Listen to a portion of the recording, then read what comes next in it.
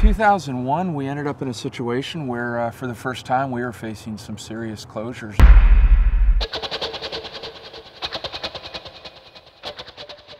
We realized that unless we started working with science, that it didn't matter what soapbox we stood on to say fishing is better than you may think, no one was going to listen to us. So we went to NOAA and we said, we believe your information's wrong. And they said, well, can you prove it? And we said, well, we'd love the opportunity to. They said, okay, getting one of your boats equipped to support an ROV, we'll let you take us there. Today, the crew of the Outer Limits continues collaborating with NOAA researchers. This time, they're looking at a new technique for surveying commercially important groundfish. A new technique that doesn't require catching fish with trawl nets and then counting them on deck like most current data collection techniques. Before the Outer Limits crew and NOAA research teams get underway, a survey area is selected with the help of local fishermen. Then the Advanced Survey Technology team begins their work using sonar.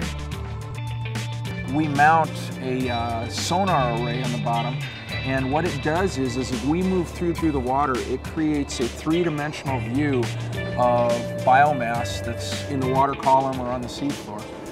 We take the Outer Limits to the areas where we're going to conduct our surveys, and we direct the ship's captain to transit along a grid, much like mowing the lawn. And through this process, we begin to develop a three-dimensional image of the rockfish in their rocky habitat. Use our analysis software to create these images and to create maps from which we can direct the ROV into the areas of the fish aggregations.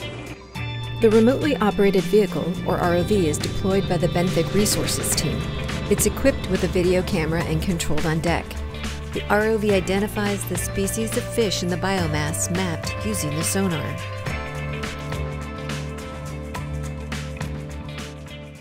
We use the video cameras to take video footage that we use later to quantify fish, and then we take high-quality photos with the still camera up and to the right, which helps us to ID some species that are difficult to identify from the video alone. Most of the surveys that we've done target recreationally and commercially important ground fishes, so we're trying to understand how these fish use different habitat types, what sort of drives their distribution, but also track their recovery, since fishing for most of these species is not actively occurring. At the same time, we're also trying to describe the habitats that these fish use and understand how they use their environment, how they're distributed by depth and temperature, whether they prefer sandy, gravelly bottoms, or if they like high-relief rocky reefs.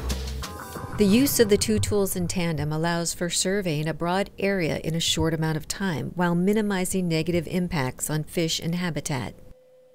The research work that we're doing on the Outer Limits, it's focused on the science and the study of the health of the groundfish. The end result of that work can be applied by the Management Council, which oversees the rulemaking for our region, to anything they want, commercial or recreation. We feel that by working with the scientists, that is our future. You can either be at the table or on the menu.